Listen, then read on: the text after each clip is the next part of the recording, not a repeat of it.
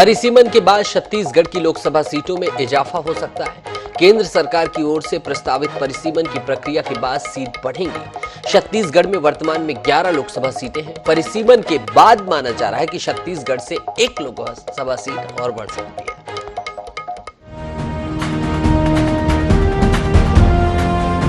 लोकसभा सीटों को लेकर परिसीमन की प्रक्रिया की शुरुआत साल 2026 से होगी।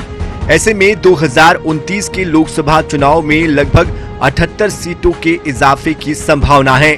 केंद्र सरकार समानुपातिक आधार पर परिसीमन की प्रक्रिया अपनाएगी। इसमें जनसांख्यिकी के संतुलन को भी बनाए रखने का फ्रेमवर्क तैयार किया जा रहा है।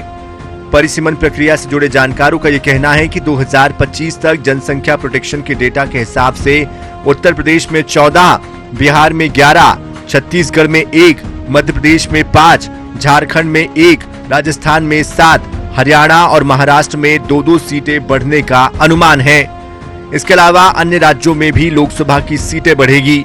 लोकसभा सीटों के परिसीमन को लेकर भाजपा कांग्रेस के दोनों नेताओं ने स्वागत किया है।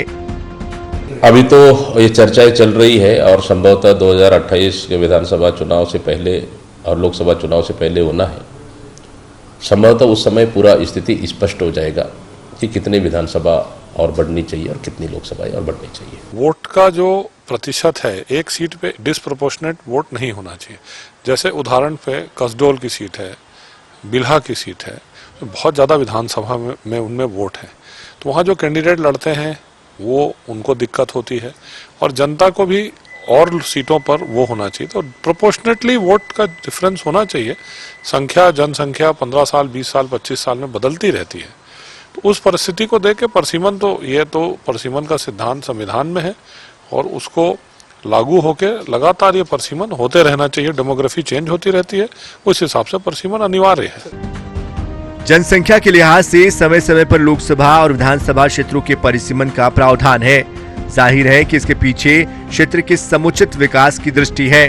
देखने की बात यह है कि तय समय पर इनका पालन होना चाहिए ताकि जिस उद्देश्य से ये प्रावधान किया गया है वो पूरा हो सके।